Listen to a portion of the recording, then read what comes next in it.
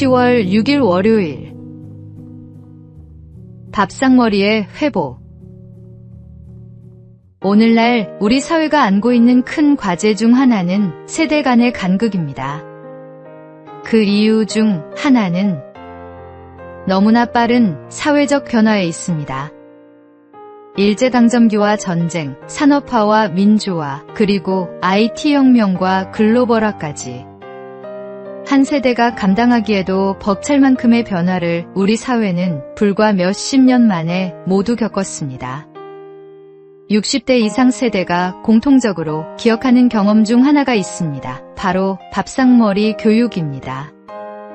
과거에는 온 가족이 둘러앉아 식사하며 어른들은 삶의 지혜와 경험을 이야기했습니다. 그 자리는 단순한 식사가 아니라 조부모와 부모가 다음 세대를 이끌어가는 중요한 교육의 장이었습니다.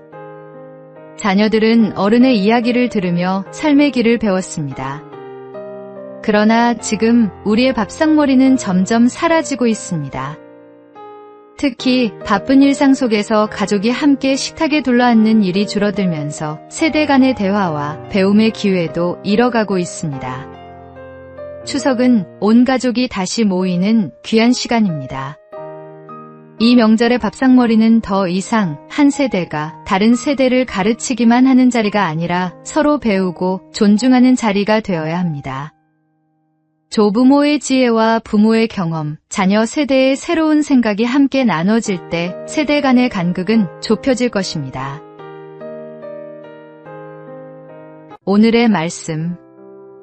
집에 앉았을 때에든지, 길을 갈 때에든지, 누워있을 때에든지, 일어날 때에든지 이 말씀을 강론할 것이며, 오늘의 만나.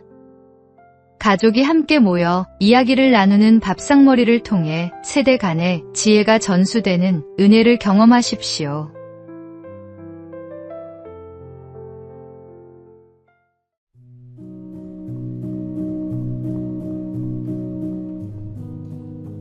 (10월 7일) 화요일. 믿음과 실천의 조화. 어느 고요한 호수에서 작은 배로 사람들을 실어 나르던 한 노인 선원이 있었습니다. 그의 배에는 특별한 것이 하나 있었습니다. 바로 노의 양쪽에 새겨진 단어였습니다. 한쪽에는 믿음, 다른 한쪽에는 실천이라고 적혀 있었습니다. 배에 오른 승객이 호기심을 참지 못하고 물었습니다. 어르신, 왜 노에 이런 글씨를 새겨두셨나요? 노인은 직접 보여주겠다고 했습니다. 먼저 믿음이라고 적힌 노 하나만 힘차게 저었습니다. 배는 제자리에서 빙글빙글 돌 뿐 앞으로 나아가지 못했습니다. 이번에는 실천이라고 적힌 노 하나만 저어 보였습니다. 결과는 마찬가지였습니다. 그제야 노인은 두 개의 노를 함께 저었습니다. 그러자 배는 물살을 가르며 호수 위를 힘차게 전진했습니다. 기독교인의 삶도 이와 같습니다. 오직 믿음과 실천이 함께할 때 우리는 하나님이 주신 목적지를 향해 나아갈 수 있습니다. 믿음은 우리의 마음을 주님께 붙드는 힘이고, 실천은 그 믿음을 세상 속에서 드러내는 행위입니다. 한쪽만으로는 결코 나아갈 수 없듯 두 가지가 조화를 이룰 때 비로소 신앙은 온전해집니다. 오늘의 말씀. 행함이 없는 믿음은 그 자체가 죽은 것이라. 오늘의 만나. 믿음의 고백 위에 구체적인 실천을 더하는 삶이 하나님 앞에서 온전한 신앙생활입니다.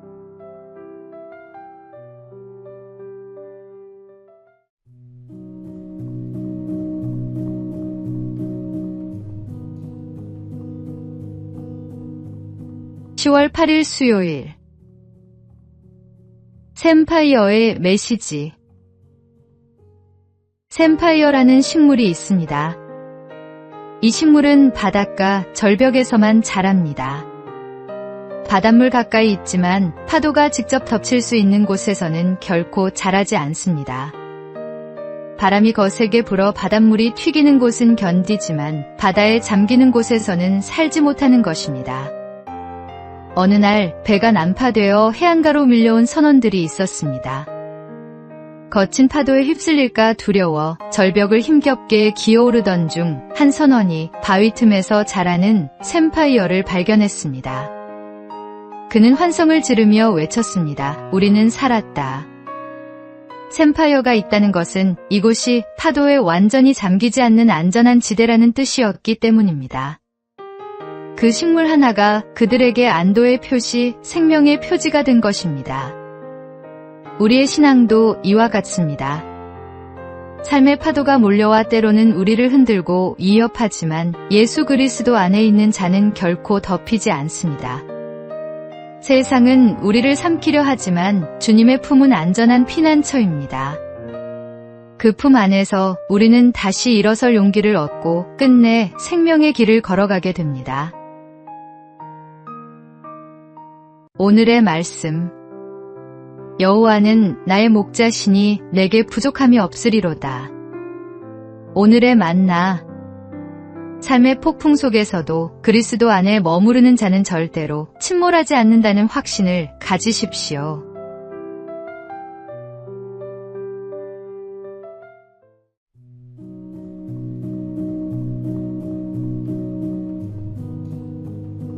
(10월 9일) 목요일.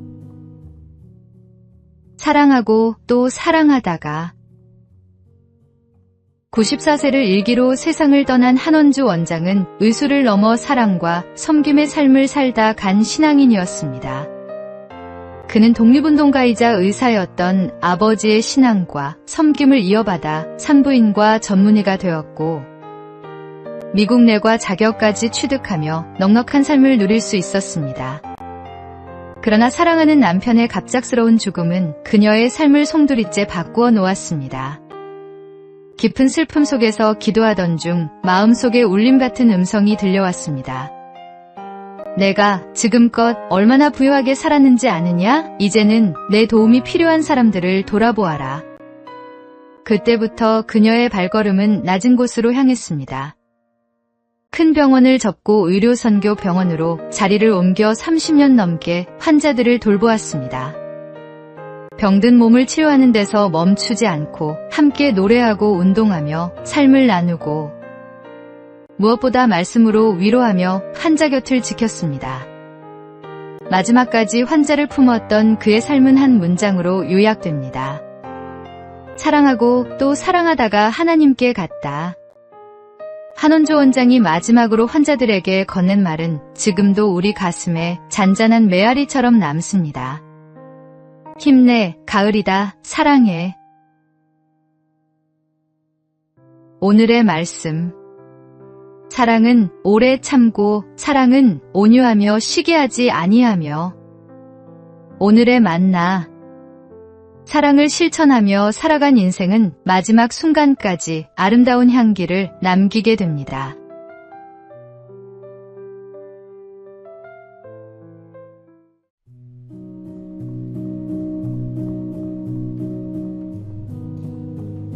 (10월 10일) 금요일. 끝까지 최선을 다하는 삶. 판소리의 대중성을 이끌며 우리 시대의 거목으로 자리 잡은 박동진 장로는 16세 소리를 시작했지만 그 길은 결코 순탄치 않았습니다. 25세 목소리가 망가지자 그는 절망 끝에 약을 먹고 자살을 시도하기도 했습니다. 그러나 이 몸이 불구가 되더라도 명상만 되면 원이 없다는 집념으로 산속 토막집에 들어가 100일간 고독한 싸움을 이어갔습니다. 하루 2~3시간만 자고 나머지는 온몸을 던져 소리에 매달렸습니다. 목이 쉬고 몸이 부어 죽음에 이를 지경이었지만 그의 마음속에는 끝내 소리꾼으로 서고자 하는 불꽃이 타오르고 있었습니다. 그 치열한 집념 끝에 그는 마침내 명창이 되었고 인간문화재로 지정되는 영예를 얻었습니다. 노년에도 그는 복음을 담은 판소리, 예수전을 공연하며 새로운 도전을 이어갔습니다. 85세의 고령에 감기까지 겹쳐 공연은 끝내 중단되었지만 퇴장하는 그의 뒷모습을 향해 관중들은 우레와 같은 박수를 보냈습니다. 이유는 단 하나였습니다. 그가 끝까지 최선을 다했기 때문입니다. 오늘의 말씀. 나는 선한 싸움을 싸우고 나의 달려갈 길을 마치고 믿음을 지켰으니. 오늘의 만나. 결과보다 과정에서 최선을 다하는 삶이 하나님과 사람 앞에서 진정한 박수를 받는 인생입니다.